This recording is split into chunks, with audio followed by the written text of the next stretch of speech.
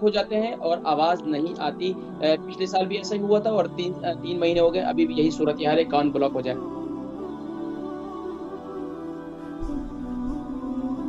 السلام علیکم ورحمۃ اللہ وبرکاتہ.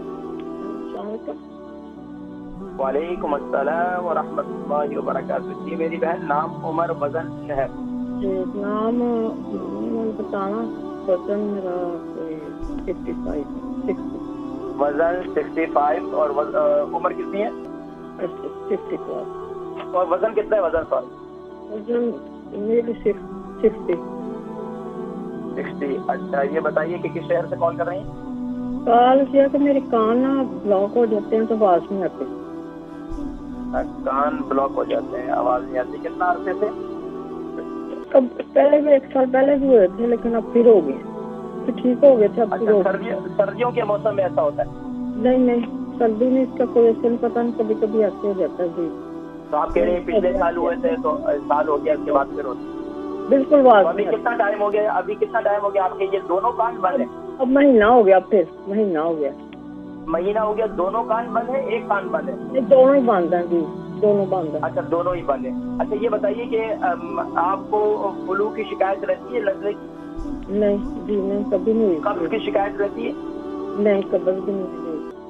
الحمدللہ. اس کے علاوہ کوئی بیماری تو نہیں؟ Blood pressure?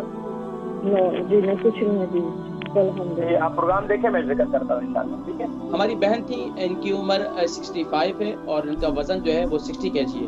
کان بلاک ہو جاتے ہیں اور آواز نہیں آتی. پچھلے سال بھی ایسا ہی ہوا تھا اور 3 مہینے ہو گئے, ابھی بھی یہی صورتحال ہے, کان بلاک ہو جائے. اور یقیناً جب کان بلاک ہوتے ہیں نا ناظرین کرام, کان بند ہو جاتے ہیں, تو اس وقت کیا ہوتا ہے کہ انسان ایسی کیفیت ہوتی ہے کہ وہ بیچارہ پریشان ہوتا ہے, اس کو سمجھ میں نہیں آ رہی ہوتی کہ میں پریشان کیوں, اور سارے معاملات جو ہے اس کے ڈسٹرب ہو رہے ہوتے ہیں. اور دوسرا دیکھنے والا ہوتا ہے کہ یار یہ تو بالکل ٹھیک ٹھاک ہے, لیکن وہ بیچارہ اپنی زندگی میں ایک بہت بڑی ایک معاملے سے وہ لڑ رہا ہوتا ہے.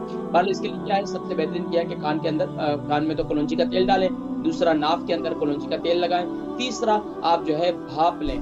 اگر آپ کے گھر میں اسٹیمر موجود ہے, یہاں تو طرح طرح کے اسٹیمر ملتے ہیں, اسٹیم لیجئے, رات کو سونے سے پہلے اسٹیم لیں اور پھر سو جائیں. اور اگر دن میں بھی آپ اسٹیم لیتے ہیں تو اسٹیم لینے کے فوراً بعد ٹھنڈک میں نہ جائیں, اور کوشش یہ کریں کہ ٹھنڈا گرم ہونے سے اپنے آپ کو بچائیں. وہ لوگ جن کے کان ٹھیک ہے, معاملات ٹھیک ہے, تو انہیں بھی یہ چاہیے کہ وہ ٹھنڈا گرم ہونے کے لیے جب بھی باہر جائیں, باہر کا موسم سرد ہے, اندر کا گرم ہوتا ہے, تو کان ڈھک کر جائیں, تو اس سے انشاءاللہ یہ پرابلم کبھی پیدا نہیں ہوگی. اور کوشش کریں کہ سجدے کو, جب بھی نماز میں جائیں سجدہ تھوڑا سا طویل کریں, تو اس سے انشاءاللہ اس سے بھی کافی فائدہ ہوتا ہے, اور کان کے اور دماغ کے امراض تمام جو ہے وہ شفا ہو جاتی ہے.